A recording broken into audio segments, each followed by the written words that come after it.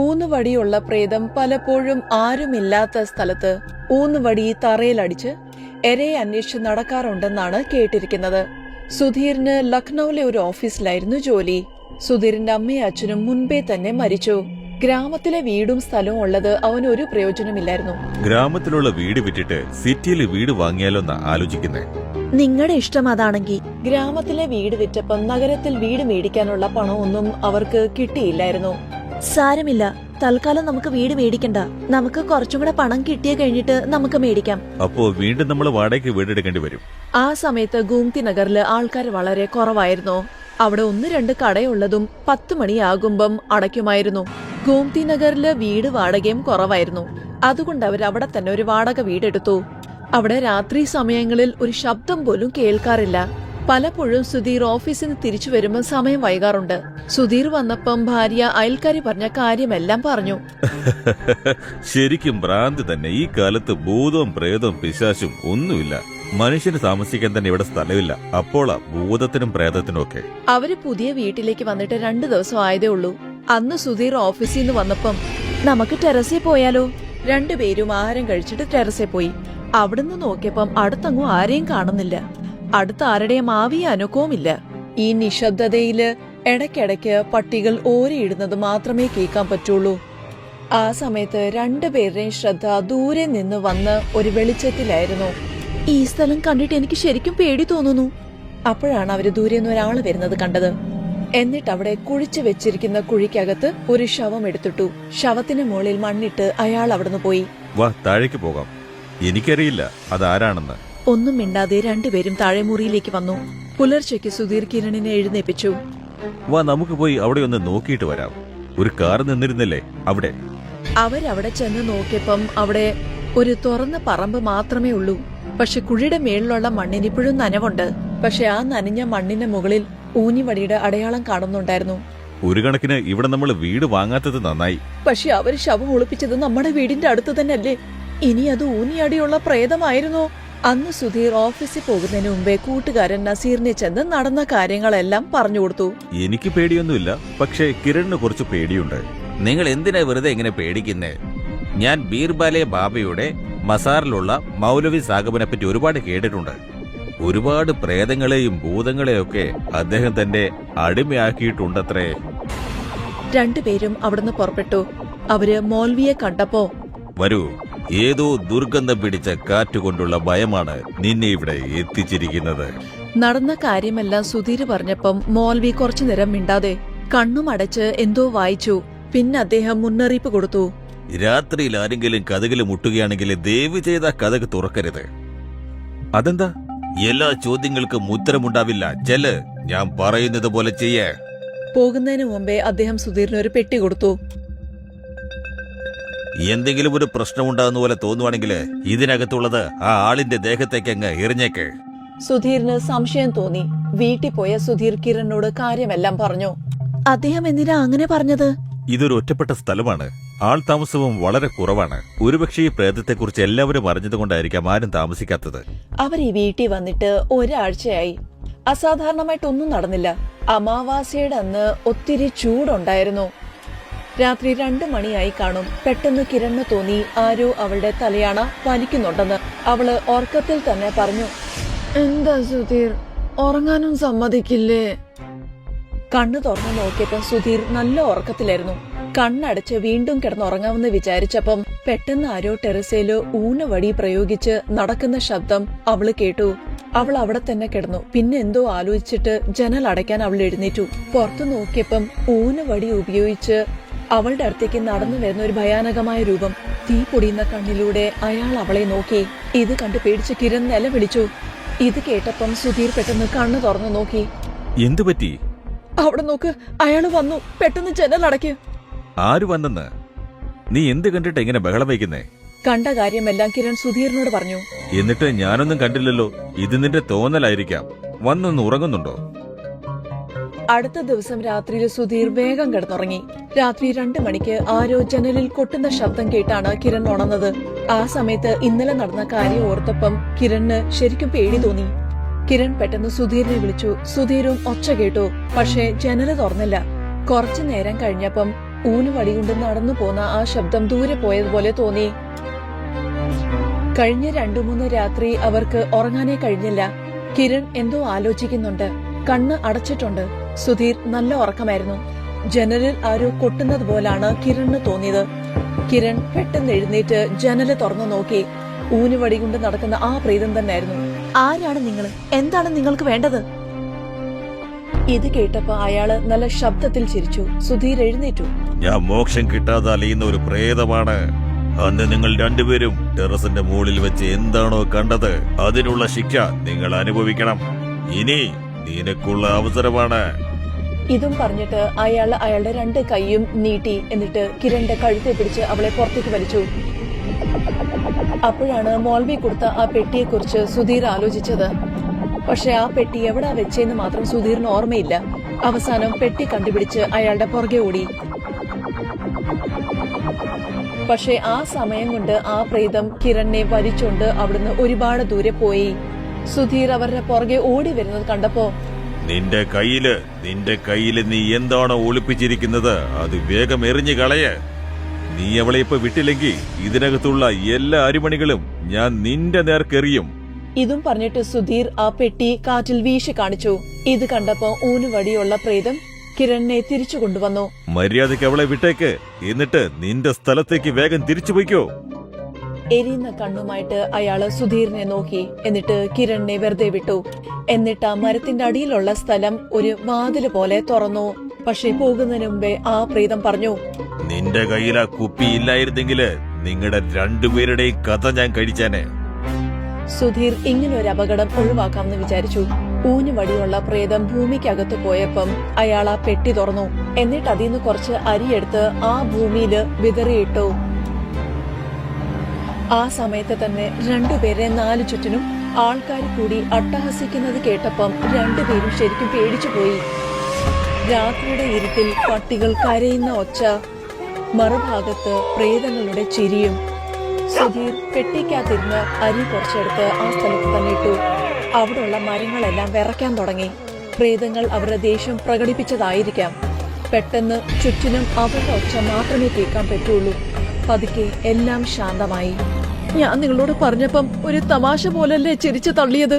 നീ പറഞ്ഞതൊക്കെയും വിശ്വസിച്ചിട്ട് തന്നെയാ ഞാൻ മൗലവി സാഗബിന്റെ അടുത്ത് നിന്ന് ആ കുപ്പി വാങ്ങിച്ചോണ്ട് വന്നത്. അത് നമ്മുടെ കയ്യിൽ ഇല്ലായിരുന്നെങ്കില് ആ പ്രേതം നമ്മുടെ രണ്ടുപേരുടെയും കഥ കഴിച്ചനെ. സുധീറിനും കിരണിനും തിരിച്ചു വീട്ടിൽ വന്നപ്പോഴാണ് സമാധാനമായത്. സുധീർ അവന്റെ മനസ്സില് മൗലവിയും നസീറിനെ ഒരുപാട് നന്ദി പറഞ്ഞു.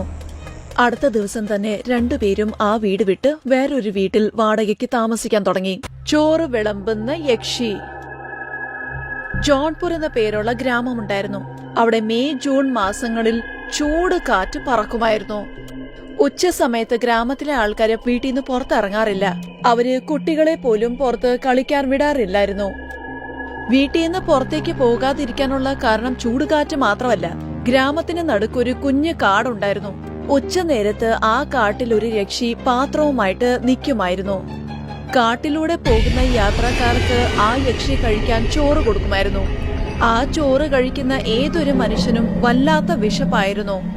ആ യക്ഷി ആ മനുഷ്യന്റെ ദേഹത്ത് കയറി അവൾക്ക് ഇഷ്ടമുള്ള പണി ചെയ്യിപ്പിക്കുമായിരുന്നു. ഗ്രാമത്തിൽ സുമൻ എന്ന പേരുള്ള പെൺകുട്ടി അവളുടെ ഏട്ടനും ഏട്ടത്തിയോടൊപ്പം താമസിക്കുന്നുണ്ടായിരുന്നു. സുമന് വീട്ടു ജോലിയെല്ലാം തീർത്ത് സമയം കിട്ടുമ്പോഴെല്ലാം അവളുടെ അയൽവക്കത്ത് താമസിക്കുന്ന മീനയുടെ വീട്ടിൽ പോയി അവളുമായിട്ട് സംസാരിക്കുമായിരുന്നു. ഇന്ന് ഉച്ചയ്ക്ക് 2 മണിക്ക് സുമൻ തിരിച്ചു വീട്ടിൽ വന്നപ്പോ അവളുടെ ഏട്ടത്തി അവളെ ഒരുപാട് വഴക്കു പറഞ്ഞു. സുമൻ, നിന്നോട് പറഞ്ഞിട്ടില്ലേ ഉച്ച നേരത്ത് വീട്ടിൽ നിന്ന് പുറത്തൊന്നും പോകാൻ പാടില്ലെന്ന്? നിനക്കറിയത്തില്ലേ അയൽവക്കത്തുള്ള ചേട്ടന്റെ മകൾക്ക് കഴിക്കാൻ ആ യക്ഷി ചോറ് കൊടുത്തു. അന്ന് തൊട്ട് ആ വീട്ടിൽ എന്തൊക്കെയോ പ്രശ്നങ്ങൾ ഉണ്ടാകുന്നുണ്ട്. അവിടെ ഏതെങ്കിലും ഒരു മൃഗം മരിക്കും, ഇല്ലെങ്കിൽ പക്ഷി. രാത്രി നേരത്ത് വിചിത്ര ശബ്ദങ്ങളാ കേൾക്കുന്നത്. മനുഷ്യന്റെ ചോര കുടിക്കണമെന്നാണ് അവരുടെ മകൾ ഇപ്പൊ പറയുന്നത്. അതുകൊണ്ട് അറിയാത്ത പോലും ഉച്ച നേരത്ത് വീട്ടിൽ നിന്ന് പുറത്തു പോകരുത്. ഏട്ടത്തി, യക്ഷി ചോറ് തന്നാ അതെടുത്ത് കഴിക്കരുതെന്നുള്ള ബുദ്ധിയൊക്കെ എനിക്കുണ്ട്. നിങ്ങൾ പറയുന്ന പോലെ അത്രയ്ക്ക് വിഡ്ഢിയൊന്നുമല്ല ഞാൻ. ആ യക്ഷിയുടെ ചോറിൽ നിന്ന് നല്ല സുഗന്ധം വരുമെന്നാ ഞാൻ കേട്ടത്. ആ മണം കാരണം മനുഷ്യന് നല്ല വിശപ്പുണ്ടാവുന്നാ പറയുന്നേ. കൈ കിട്ടുന്ന എന്ത് കഴിക്കാനും ഭ്രാന്താകും. അതിപ്പോ ഒരു മനുഷ്യനായാലും മതി. അതുകൊണ്ടാ പറയുന്നേ ഉച്ച നേരത്ത് വീട്ടിൽ നിന്ന് പുറത്തു പോകരുത്. സുമൻ ഇപ്പം വളർന്നു വരുന്നുണ്ട്. അവളുടെ പോക്ക് വരവിന് ഏട്ടത്തി ഒരു തടസ്സം പറയുന്നത് അവൾക്കൊട്ടും ഇഷ്ടമല്ലായിരുന്നു. സുമന്റെ കൂട്ടുകാരി മീനയുടെ വിവാഹം ഉറപ്പിച്ചു. മീനയ്ക്ക് മഞ്ഞള തേക്കുന്ന ദിവസം സുമൻ രാവിലെ തന്നെ വീട്ടിൽ നിന്ന് ഇറങ്ങിപ്പോയി. ഉച്ചനേരത്ത് അവള് വീട്ടിലേക്ക് വരുന്ന സമയത്ത് ദൂരെ എങ്ങോ ഐസ്ക്രീംകാരൻ വണ്ടിയുമായിട്ട് വന്ന ശബ്ദം അവള് കേട്ടു. എനിക്കാണെങ്കിൽ ശരിക്കും വിശക്കുന്നു. സുമന്റെ കയ്യിൽ 5 രൂപയുണ്ട്. ആ ശബ്ദം എവിടുന്നാ വരുന്നതെന്ന് അന്വേഷിച്ച് കാടിന്റെ നേരെ നടുക്കെത്തി. ആ സമയത്ത് ചൂട് കാറ്റു അടിക്കുന്നു. ആ സ്ഥലത്ത് ഒരു മനുഷ്യനെ പോലും കാണാൻ പറ്റുന്നില്ല. ഈ ഐസ്ക്രീംകാരൻ ഇതെവിടാ പോയത്? അപ്പോഴാണ് സുമന് നല്ല രുചിയുള്ള പലഹാരത്തിന്റെ മണം വന്നത്. സുമൻ ആ മണത്തിന്റെ പുറകെ പോയി. യക്ഷിയാണെങ്കിൽ ചോറിന്റെ പാത്രവുമായിട്ട് അവിടെ നിൽക്കുന്നു. പറ പെണ്ണേ, നിനക്ക് വിശക്കുന്നുണ്ടോ? അതെ, എനിക്ക് നല്ല വിശപ്പുണ്ട്. കഴിക്കാൻ എന്തെങ്കിലും ഉണ്ടെങ്കിൽ തരണേ. ഇന്നാ പാത്രത്തിൽ ചോറുണ്ട്. ഇത്രയ്ക്ക് രുചിയുള്ള ചോറ് നീ നിന്റെ ജീവിതത്തിൽ ഒരിക്കലും കഴിച്ചിട്ടുണ്ടാവില്ല. സുമൻ യക്ഷി കൊടുത്ത ചോറെടുത്ത് കഴിച്ചു. യക്ഷി സുമന്റെ പാത്രത്തില് ചോറ് വിളമ്പിക്കൊണ്ടിരുന്നു. സുമൻ അതെല്ലാം കഴിച്ചു. സുമന്റെ വയറ് നിറഞ്ഞപ്പം ആ യക്ഷി സുമന്റെ ദേഹത്ത് കയറി. സുമൻ തിരിച്ചു വീട്ടിലെത്തിയപ്പം അവളുടെ ഏട്ടത്തി അവൾക്ക് വേണ്ടി കാത്തിരിക്കുന്നു. മീനയുടെ വീട്ടിൽ നിന്ന് തിരിച്ചു വരാനുള്ള സമയം കിട്ടിയോ സുമൻ? നീ അധികം സംസാരിക്കരുത്. കട്ടിയുള്ള ഈ ശബ്ദം കേട്ടപ്പോ സുമന്റെ ഏട്ടത്തിക്ക് വല്ലാണ്ട് തോന്നി. വൈകുന്നേരം സുമന്റെ ചേട്ടൻ തിരിച്ചു വീട്ടിൽ വന്നപ്പോ സംഭവിച്ചതൊന്നും ഏട്ടത്തി അവരോട് പറഞ്ഞില്ല. അവളിപ്പോ വലിയ ആളായി. അതുകൊണ്ട് തന്നെ പുറത്തു പോകുമ്പോ ഇനി അവളെ തടയാൻ നിൽക്കണ്ട. അവള് വലുതായാൽ എന്താ? ഒരു അമ്മയെ പോലെയല്ലേ ഞാൻ അവളെ നോക്കിയത്. അവളുടെ നന്മയ്ക്ക് വേണ്ടിയാ ഞാൻ ഈ പറഞ്ഞത്. നീ അവളുടെ നല്ലതിനു വേണ്ടിയാ പറയുന്നെന്ന് എനിക്കറിയാം. പക്ഷേ കുട്ടികൾ മുതിരുമ്പോൾ സ്വാതന്ത്ര്യം ആവശ്യമാണ്. രാത്രിയായപ്പം പെട്ടെന്ന് ഏട്ടനും ഏട്ടത്തിയുടെ കണ്ണു തുറന്നു. അവരുടെ വീടിന്റെ ടെറസിൽ നിന്ന് എന്തോ ശബ്ദം കേട്ടു. ആരോ ടെറസിന്റെ മണ്ടയ്ക്ക് കുഴിക്കുന്നത് പോലെ. ഏട്ടനും ഏട്ടത്തിയും സുമന്റെ കട്ട്ലിയിലോട്ട് നോക്കി. സുമൻ കട്ട്ലിയിലൊന്നുമില്ലായിരുന്നു. നിർമ്മല, നീ ഒന്ന് ടെറസിന്റെ മുകളിൽ കയറി നോക്കി. സുമൻ അവിടെ എന്തോ ഇട്ട് ഇടിച്ചുകൊണ്ടിരിക്കുകയാണ്. ഏട്ടത്തി മേളിപ്പോയി നോക്കിയപ്പം കണ്ട കാഴ്ച വിശ്വസിക്കാൻ പറ്റിയില്ല. ടെറസിൽ ചത്തുകിടക്കുന്ന ഞെർക്കിലും വവ്വാലും അതുങ്ങളുടെ ചോരയും. സുമൻ ഒരു വവ്വാലിനെ പിടിച്ച് തിന്നുന്നു. എന്താ സുമൻ ഇത്? എന്താ നീ ചെയ്യുന്നേ? ഈ വവ്വാലിനെ നീ എവിടുന്നാ പിടിച്ചോണ്ട് വന്നേ സുമൻ? എനിക്ക് നല്ല വിശപ്പുണ്ട്. ഞാൻ നിന്നെയും തിന്നാൻ പോകുവാണ്. സുമൻ ഏട്ടത്തിയുടെ കഴുത്ത് ഞെരിച്ചു.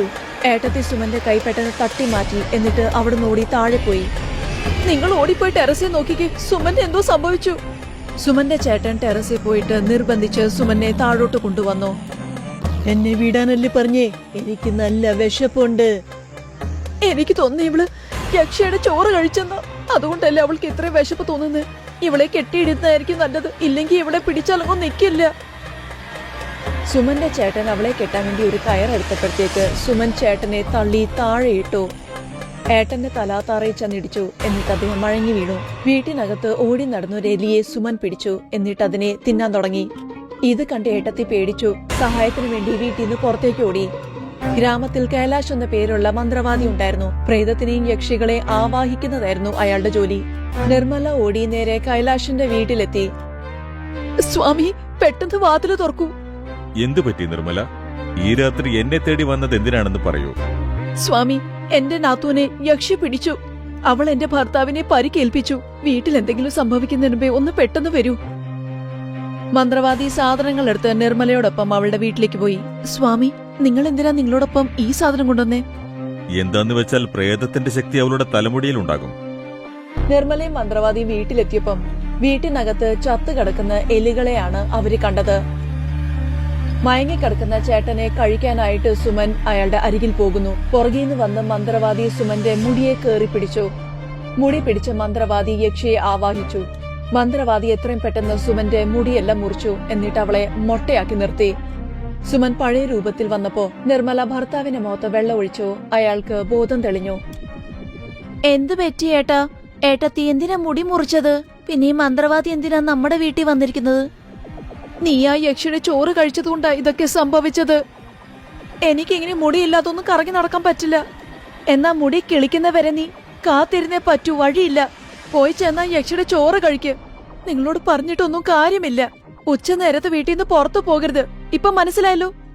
അന്ന് കഴിഞ്ഞ് സുമൻ തീരുമാനിച്ചു, എന്ത് വന്നാലും ഉച്ചനേരത്ത് അവള് വീട്ടിൽ നിന്ന് പുറത്തു പോകില്ലെന്ന്. ഹിമാചൽ പ്രദേശത്തിന്റെ താഴ്വരയിൽ ഒരു ഗ്രാമമുണ്ടായിരുന്നു. വർഷങ്ങളോളം അവിടെ ഒരു വിവാഹവും നടന്നില്ല. അതുകൊണ്ട് അവിടുത്തെ ജനത്തുക ദിവസം ചെല്ലുന്തോറും കുറഞ്ഞുകൊണ്ടേ വന്നു. അവിടെയുള്ള പലരും ഗ്രാമം വിട്ട് പട്ടണത്തിലേക്ക് പോയി. ഗ്രാമത്തിൽ ഏതാനും ചിലർ മാത്രം അവശേഷിച്ചു. ചിലപ്പോൾ അറിയാതെ ഏതാനും യാത്രികൾ അവിടെ ചെന്നുപെട്ടാൽ മനോഹരമായ ആ ഭൂപ്രദേശം കണ്ട് അത്ഭുതപ്പെടാറുണ്ട്. ഒരു ദിവസം അജയ് അദ്ദേഹത്തിന്റെ ഭാര്യയോടൊപ്പം ആ വഴിയിലൂടെ വന്നു. ഗ്രാമത്തിലേക്കുള്ള ആ റോഡിൽ പെട്ടെന്ന് വണ്ടി നിന്നു. വണ്ടി ഇവിടെ നിർത്തിയിട്ടിട്ട് നമുക്ക് മുന്നോട്ട് പോയി നോക്കാം, ഇവിടെ കഴിക്കാൻ എന്തെങ്കിലും കിട്ടുമോ എന്ന്. വളരെ ദൂരം നടന്ന ശേഷം അവർ അവിടെ ഒരു വീട് കണ്ടു. ഈ ഗ്രാമത്തിന്റെ സുന്ദരമായ പച്ചപ്പൊക്കെ കാണുമ്പോ തന്നെ എന്റെ വിശപ്പ് മാറി. പക്ഷേ ഈ ഗ്രാമം ശാന്തമായിരിക്കുന്നത് എന്തുകൊണ്ടായിരിക്കും? ഈ ഗ്രാമത്തിൽ ആരും തന്നെ ഇല്ല, അതുകൊണ്ട് അന്തരീക്ഷം വളരെ ശുദ്ധമാണ്. 4 വശത്തും അഴുക്കുകൾ കൂടിക്കിടക്കുന്നു. അവർ മുന്നോട്ട് നീങ്ങി അവിടെ ഒരു വീട് കണ്ടു. ഒടുവിൽ ആ തകർന്നു കിടക്കുന്ന വീട്ടിനകത്ത് അവർ കടന്നപ്പോൾ അവിടെ 90 വയസ്സുള്ള ഒരാൾ ഇരിക്കുന്നുണ്ടായിരുന്നു. അയാൾ ഒരു കട്ടിലിലാണ് ഇരുന്നത്. നിങ്ങൾ ആരാണ്? എന്റെ അടുത്തേക്ക് വരൂ. എത്ര വർഷമായിട്ട് ഈ ഇരിപ്പ? ഒരു മനുഷ്യനെ കണ്ണുകൊണ്ട് കണ്ടിട്ട് എത്ര നാളായി. അല്ല, ഈ സ്ഥലത്തെ പറ്റി അങ്ങേക്ക് എന്തെങ്കിലും അറിയാമോ? ഇവിടെ മനുഷ്യരെ ഒന്നും കാണുന്നില്ലല്ലോ, എന്തിന് മൃഗങ്ങൾ പോലുമില്ല. അതിരിക്കട്ടെ, നിങ്ങളിവിടെ എങ്ങനെയാ എത്തിയത്? എന്റെ പേര് അജയ് എന്നാണ്. ഞാനിതിലെ പോയിക്കൊണ്ടിരുന്നപ്പോ പെട്ടെന്ന് എന്റെ കാറ് നിന്നുപോയി. അപ്പൊ ഞാൻ വിചാരിച്ചു ഇവിടെ കഴിക്കാൻ വല്ല സൗകര്യം ഉണ്ടെങ്കിൽ കഴിച്ചിട്ട് വണ്ടി സ്റ്റാർട്ട് ചെയ്ത് എടുത്തോണ്ട് പോകാമെന്ന്. ഒരു കാര്യം ചെയ്യേ, അടുക്കള ചെന്ന് നോക്ക്. അവിടെ കുടിക്കാൻ വെള്ളവും കഴിക്കാൻ ചപ്പാത്തി ഉണ്ടാകും. അതെടുത്ത് കഴിച്ചോളൂ. നിങ്ങൾക്ക് ഇവിടെ പുറത്ത് ഒരു സാധനവും കഴിക്കാൻ കിട്ടില്ല മക്കളെ. അജയും ഭാര്യയും ഭക്ഷണം കഴിച്ച് അവിടെ ഇരുന്നു. അപ്പോൾ ഈ ഗ്രാമത്തിലും എല്ലാ ഗ്രാമത്തിലും ഉള്ളതുപോലെ തന്നെ മനുഷ്യവാസവും പിന്നെ മൃഗങ്ങളും ഒക്കെ ഉണ്ടായിരുന്നതാ. നാനാ ഭാഗത്തും സന്തോഷപ്രദമായ ജീവിതമായിരുന്നു. ജനങ്ങൾ തോട്ടത്തിൽ ജോലി ചെയ്തും പിന്നെ കൃഷി ചെയ്തുമൊക്കെയായിരുന്നു ഇവിടെ ജീവിച്ചിരുന്നത്. ഒരു ദിവസം ഒരു മുക്കുവൻ തന്റെ വലയുമായി ഇവിടുള്ള നദിയിൽ മീൻ പിടിക്കാൻ വേണ്ടി വന്നു. ആ സമയത്ത് ആ നദിക്കരയില് ഒരു ഭംഗിയുള്ള മീൻ കിടന്ന് പിടയ്ക്കുന്നുണ്ടായിരുന്നു.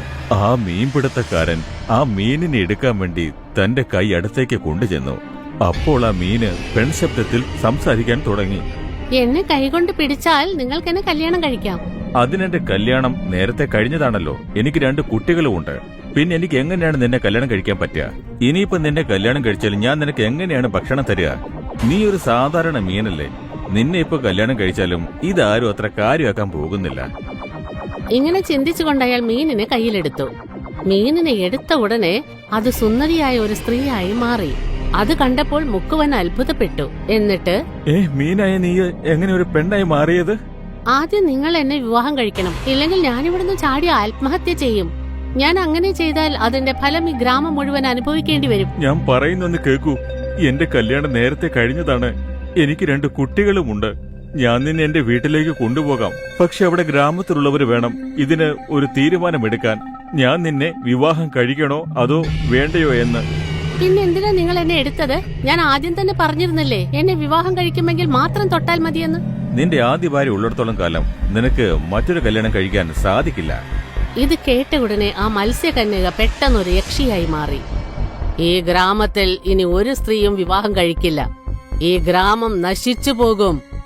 യക്ഷി ഇത് പറഞ്ഞ ഉടനെ ഇടിയും മിന്നലും വന്നു. യക്ഷി ആകാശത്തിലേക്ക് പോയി. ആർക്കും ഒന്നും മനസ്സിലായില്ല. അതിനൊരു പരിഹാരമുണ്ട്, പക്ഷെ അത് വളരെ ബുദ്ധിമുട്ടേറിയതാണ്. ആ പരിഹാരം എന്താണെന്നൊന്ന് പറയാമോ? അതിനുവേണ്ടി ആരെങ്കിലും അനന്തമായ കാട്ടിലേക്ക് പോയി അവിടെയുള്ള ഒരു ജലാശയത്തിൽ ചെന്ന് എല്ലാ മത്സ്യങ്ങൾക്കും 1 വർഷം വരെ മാവുകൊണ്ടുണ്ടാക്കിയ ഗുളികകൾ കൊടുക്കണം. 1 വർഷത്തിന് ശേഷം അതേ പ്രേതം വീണ്ടും ഇവിടേക്ക് എത്തും. എന്നാലേ ഈ ഗ്രാമത്തിന് ശാപവിമോചനം കിട്ടുകയുള്ളൂ. ഇതുവരെ ആരും അതിന് ശ്രമിച്ചിട്ടില്ലേ? ഓരോ വർഷം കൂടും തോറും ഇവിടുന്ന് ആരെങ്കിലും ഒക്കെ അങ്ങോട്ട് പോകാറുണ്ട്. പക്ഷേ 1 വർഷം പൂർത്തിയാക്കുന്നതിന് മുൻപ് തന്നെ അവരൊക്കെ മടങ്ങിയെത്തും. ഇത്തവണ ഇവിടെ ഒരു മഹാത്മാവ് എത്തിയിരുന്നു. അദ്ദേഹം പറഞ്ഞതെന്താണെന്ന് വെച്ചാൽ, ഞാൻ നിങ്ങളോട് എല്ലാവരോടും ഒരു കാര്യം വ്യക്തമായി പറയാം. ഞാൻ നിങ്ങളുടെ ഗ്രാമത്തിന് ശാപവിമോചനം തീർച്ചയായും കൊണ്ടുവരും. അദ്ദേഹം ഇത് പറഞ്ഞിട്ട് പോയിട്ട് ഏകദേശം 1 വർഷത്തോളമായി.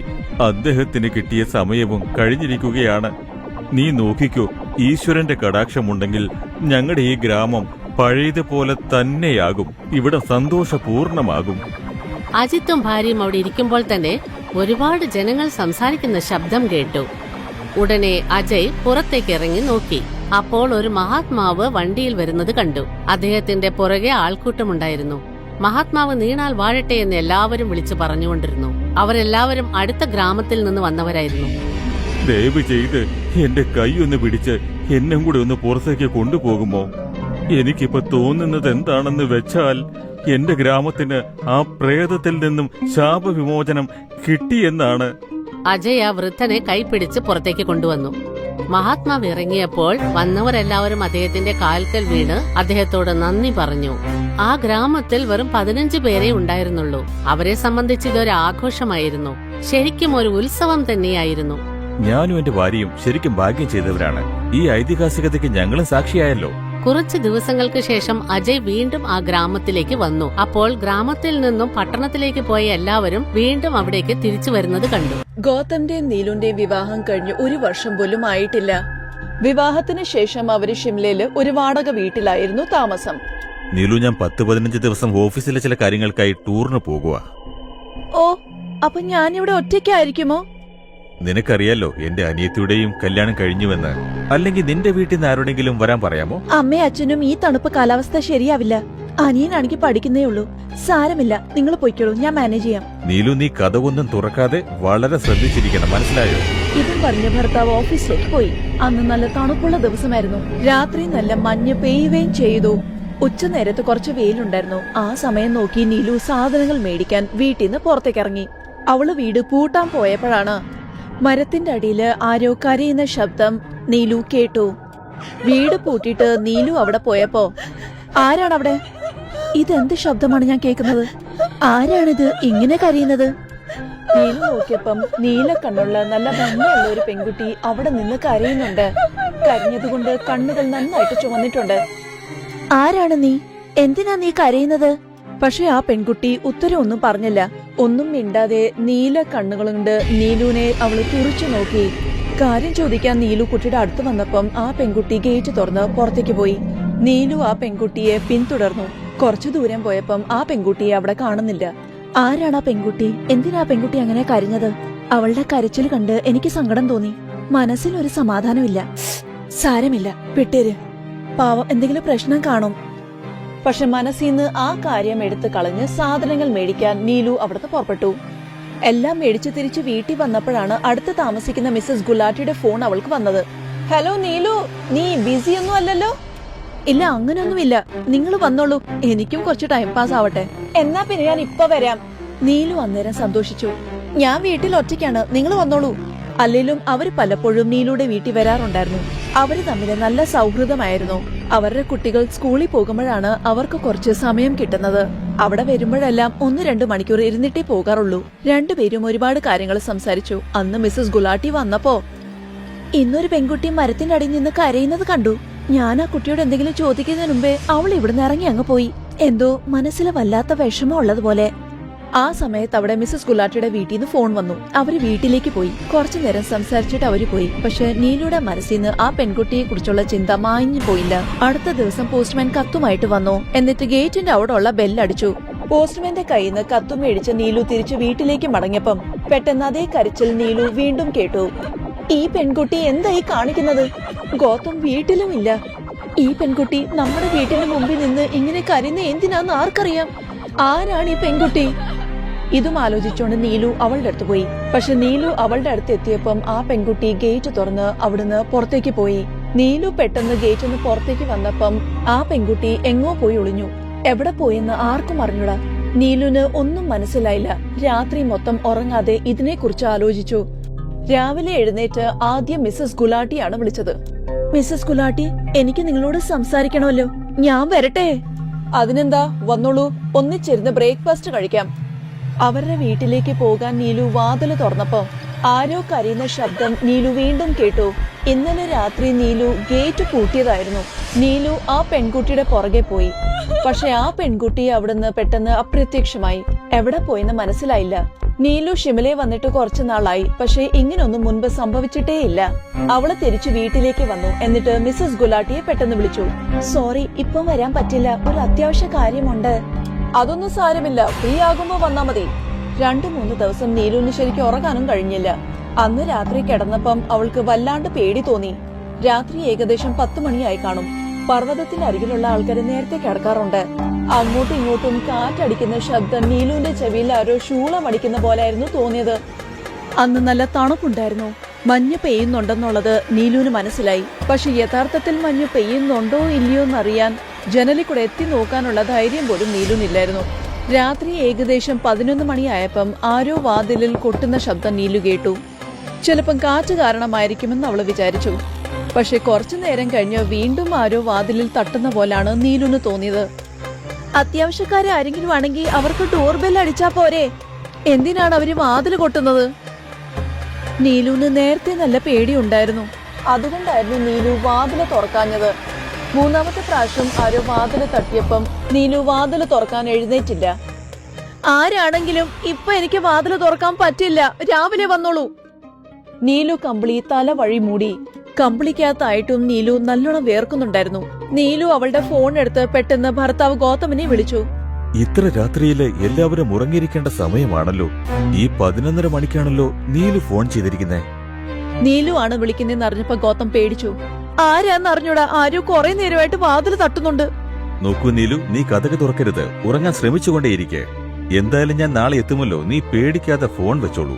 എന്നിട്ട് സമാധാനത്തോടെ കിടന്നുറങ്ങാൻ നോക്ക്. ഈ പ്രാവശ്യം വാതിൽ ആരോ നല്ല ശബ്ദത്തിൽ തട്ടി. ശബ്ദം കേട്ട് പേടിച്ച് നീലു പെട്ടെന്ന് കട്ടിലിന്ന് എടുത്തു ചാടി. രാത്രി മുഴുവനും തണുപ്പില് നീലു തറയിലായിരുന്നു കിടന്നത്. രാവിലെ അവൾക്ക് ബോധം വന്നപ്പം സമയം ഏകദേശം 11 മണിയായി. നീലുവിന്റെ ശരീരം മുഴുവനും നല്ല വേദനയുണ്ട്. ആരോ ഡോർബെൽ അടിച്ചപ്പോ നീലു പെട്ടെന്ന് ഓടി കതവിന്റെ അവിടെ എത്തി. മുമ്പിൽ ഗൗതം നിൽക്കുന്ന കണ്ടപ്പം അവള് കൊച്ചു കുട്ടികളെ പോലെ കരഞ്ഞു. ഗൗതം, എനിക്കിവിടെ ഒറ്റയ്ക്ക് താമസിക്കാൻ പറ്റില്ല. കഴിഞ്ഞ കുറെ ദിവസങ്ങളായിട്ട് അവിടെ നടന്ന സംഭവം എല്ലാം നീലുവും ഗൗതമിനോട് പറഞ്ഞു. കുറച്ചു നേരം കഴിഞ്ഞ് രണ്ടുപേരും മിസ്സസ് ഗുലാറ്റയുടെ വീട്ടിലെത്തി. എന്നിട്ട് നടന്ന കാര്യമെല്ലാം അവരോട് പറഞ്ഞു. അന്നേരം, ഞാൻ നിങ്ങളോട് പറയാത്തതിന്റെ കാര്യം, നിങ്ങൾ ഒറ്റയ്ക്കാണ് താമസിക്കുന്നത്. വെറുതെ പേടിക്കണ്ടെന്ന് വിചാരിച്ചാ നിങ്ങൾ വാതിൽ തുറക്കാഞ്ഞത് ഏതായാലും നന്നായി. ഇല്ലെങ്കിൽ നിങ്ങളെ ഈ മഞ്ഞിന്റെ അടിയിൽ പൊതഞ്ഞു കിട്ടിയേനെ. നിങ്ങൾ എന്താണ് ഉദ്ദേശിച്ചത്? മിസ്സസ് ഗുലാറ്റി അവരോട് പറഞ്ഞ കാര്യമെല്ലാം ശരിക്കും ഭയാനകമായിരുന്നു. ഒരുപാട് വർഷങ്ങൾക്ക് മുമ്പ് ഈ സ്ഥലത്ത് ഭയങ്കര കൊടുങ്കാറ്റും മഞ്ഞും ഉണ്ടായിരുന്നു. അസാധാരണമായിട്ടാണ് മഞ്ഞ് പെയ്തത്. ആ സംഭവത്തിൽ ഒരു കുടുംബത്തിലെ എല്ലാ അംഗങ്ങളും ഒരു വീണ വീടിന്റെ അടിയിൽ അമങ്ങിപ്പോയി. ഒരു പെൺകുട്ടി മാത്രം രക്ഷപ്പെട്ടു. അതിന്റെ വിവാഹമായിരുന്നു. സ്വന്തം ജീവൻ രക്ഷിക്കാൻ വേണ്ടി ആ പെൺകുട്ടി രാത്രിയിൽ എല്ലാവരുടെയും വാതില് തട്ടി. എല്ലാവരും ജനലിൽ കൂടെ എത്തി നോക്കി. പക്ഷെ ആരും വാതില് തുറന്നില്ല. രാവിലെ ആയപ്പം ആ പെൺകുട്ടി മഞ്ഞിന്റെ അടിയിൽ മരിച്ചു കിടക്കുന്നതാണ് നാട്ടുകാര് കണ്ടത്. അന്ന് തൊട്ട് മഞ്ഞ് പെയ്യുമ്പോഴെല്ലാം ആ പെൺകുട്ടി എല്ലാവരുടെയും വാതില് തട്ടും. പ്രത്യേകിച്ചും പുതിയതായിട്ട് വിവാഹം കഴിച്ച ആൾക്കാര്, അതും വീട്ടില് ഒറ്റയ്ക്കുള്ളവര്. ഇനി അബദ്ധത്തിൽ ആരെങ്കിലും വാതില് തുറന്നാ അടുത്ത ദിവസം അവരും മഞ്ഞിന്റെ അടിയില് മരിച്ച നിലയിലായിരിക്കും കണ്ടെത്തുന്നത്. അപ്പോ ആ പെൺകുട്ടി കരയുന്നതോ? അവള് നോക്കി വെച്ചിരിക്കുന്ന വീടിന്റെ മുമ്പിലായിരിക്കും അത് കരയുന്നത്. അവള് കരയുന്നത് നിങ്ങൾക്ക് മാത്രമേ കേൾക്കാൻ പറ്റുള്ളൂ. ഇത് കേട്ടപ്പോ നീലു ശരിക്കും പേടിച്ചു വിറച്ചു. വീട്ടിൽ വന്നിട്ട് എത്രയും പെട്ടെന്ന് വീട് മാറണമെന്ന് അവര് തീരുമാനിച്ചു. എന്നിട്ട് ഒരാഴ്ച കഴിഞ്ഞപ്പം വേറൊരു വീട്ടിലേക്ക് മാറി. പക്ഷെ 10 വർഷത്തിനു ശേഷം മഞ്ഞുള്ള ആ രാത്രിയെക്കുറിച്ച് ആലോചിക്കുമ്പം നീലുവിന്റെ മനസ്സില് ആകെ മൊത്തത്തില് കുളിര് കോരും.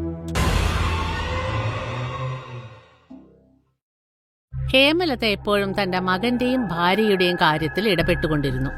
ഹേമലതയുടെ മകൻ പ്രദീപ് ഒരു ഓഫീസിൽ ജോലി ചെയ്തിരുന്നു. എന്നാൽ ഹേമലത എപ്പോഴും അവനെ വഴക്ക് പറഞ്ഞുകൊണ്ടേയിരിക്കും. എടാ പ്രദീപ്, ഞാൻ എത്ര ദിവസമായി മാർക്കറ്റിൽ നിന്നൊരു സാധനം വാങ്ങിക്കൊണ്ടുവരാൻ പറഞ്ഞിട്ട്, ഞാൻ എന്ത് പറഞ്ഞാലും നീ ഒരു വക കേൾക്കുന്നില്ലല്ലോ. കല്യാണം കഴിഞ്ഞ അന്ന് മുതൽ നീ ആളാകെ മാറിയിരിക്കുകയാണ്. എല്ലാരും പറയുന്നത് ശരി തന്നെയാണ്, കല്യാണം കഴിച്ചു കഴിഞ്ഞാ ഭാര്യയുടെ പുറകുന്ന് മാറില്ല എന്ന്. അയ്യോ അമ്മ, ഞാൻ മാർക്കറ്റിൽ ബക്കറ്റ് വാങ്ങാൻ പോയതായിരുന്നു. പക്ഷെ കടയില് വലിയ ബക്കറ്റ് ഇല്ലായിരുന്നു. 2 ദിവസത്തിനുള്ളിൽ ബക്കറ്റ് വരുമെന്നാ കടക്കാരൻ പറഞ്ഞത്. ആ, നിനക്ക് മാത്രമാണ് ഒന്നും കിട്ടാത്തത്. ബാക്കിയുള്ളവർക്കൊക്കെ എല്ലാം വാങ്ങാൻ കിട്ടുന്നുണ്ടല്ലോ.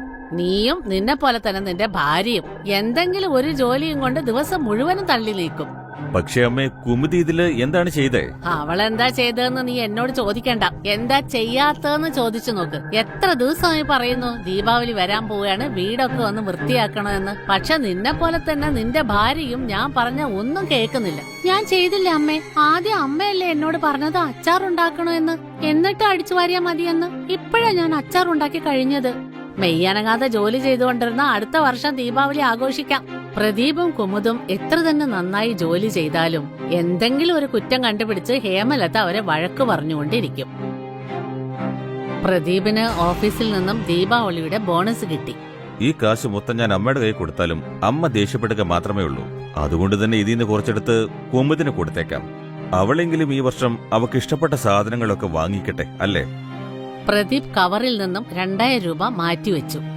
പ്രദീപ് വീട്ടിലെത്തി. ഓഫീസിൽ നിന്ന് കിട്ടിയ ബോണസ് അമ്മയെ ഏൽപ്പിച്ചു. ഇതിലെത്രയുണ്ട്?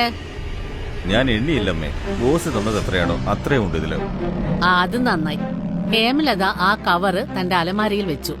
രാത്രി പ്രദീപ് 2000 രൂപ കുമുദിന് കൊടുത്തു. ഇതുകൊണ്ട് നിനക്ക് ഇഷ്ടപ്പെട്ടത് എന്തെങ്കിലും വാങ്ങിച്ചോളൂ. പക്ഷെ അമ്മ എങ്ങനെയത് അറിഞ്ഞാലോ? അതിന് അമ്മയ്ക്കൊന്നും അറിയില്ല. പേടിക്കണ്ട, നിനക്ക് ഇഷ്ടപ്പെട്ടത് എന്താന്ന് വെച്ചാ വാങ്ങിച്ചോ.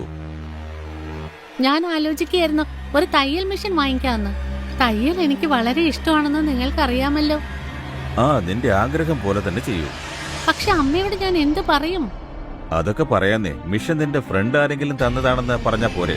അവളത് യൂസ് ചെയ്യുന്നില്ല, അതുകൊണ്ട് നിനക്ക് തന്നു എന്ന്. അമ്മയുടെ കയ്യിൽ നിന്ന് കാശ് ചിലവായില്ലെങ്കിൽ ഈ മിഷൻ എവിടുന്നാ വന്നത്, എങ്ങനെയാ വന്നത് എന്നൊന്നും ചോദിക്കുകയില്ല. അടുത്ത ദിവസം പ്രദീപും കുമുദും തയ്യൽ മിഷൻ വാങ്ങുന്ന കടയിലേക്ക് ചെന്നു. അവിടെ നിന്നൊരു പഴയ തയ്യൽ മിഷൻ വാങ്ങി. കുമുദിനോട് അമ്മ ചോദിച്ചപ്പോൾ പറഞ്ഞു, ഇതെന്റെ സ്നേഹിതയുടേതാണ്. അവൾ ഇപ്പോൾ ഇത് ഉപയോഗിക്കുന്നില്ല, അതുകൊണ്ടാണ് എനിക്ക് തന്നത്. ശരി ശരി, കൊണ്ടുവന്നിരിക്കുന്ന ഒരു പാട്ട സാധനം. കുമുദ് തയ്യൽ മിഷൻ തന്റെ മുറിയിൽ വെച്ചു. തയ്യൽ മിഷൻ കണ്ടപ്പോൾ കുമുദ് സന്തോഷിച്ചു. എന്നാൽ കുമുദ് തയ്യൽ മിഷൻ പ്രവർത്തിപ്പിച്ചപ്പോൾ വിചിത്രമായ ഒരു കാര്യം സംഭവിച്ചു. കുമുദിന്റെ ശരീരത്തിൽ അത്ഭുതകരമായൊരു മാറ്റമുണ്ടായി. അവളുടെ കഴുത്ത് ഒരു വശത്തേക്ക് ചെരിഞ്ഞു. അവളുടെ ശരീരത്തിൽ വേറെ ആരോ പ്രവേശിച്ചു. അപ്പോഴേക്ക് പ്രദീപ് എത്തി. കുമുദ്, കുമുദ്. പ്രദീപ് കുമുദിനെ തൊട്ട ഉടനെ കുമുദ് പ്രദീപിന്റെ കൈ തട്ടി നീക്കി. എന്നെ തൊട്ടുപോകരുത്. കുമുദ്, നിനക്ക് എന്താ പറ്റിയത്? ആരാണ് കുമുദ്? ഞാൻ പുഷ്പയാണ്, പുഷ്പ. പുഷ്പയോ? നീ എന്നെ മറന്നു അല്ലേ? എന്നെ നിനക്ക് ഓർമ്മയില്ലേ? പുഷ്പയുടെ പ്രേതം പ്രദീപിന്റെ കവിള താഞ്ഞടിച്ചു. അമ്മേ, അമ്മേ. പ്രദീപിന്റെ നിലവിളി കേട്ട് ഹേമലത അവിടെ എത്തി. എന്താ ഉണ്ടായത്? ഞാൻ നിന്നെയും കാത്തുകൊണ്ടിരിക്കുകയായിരുന്നു കിഴവി.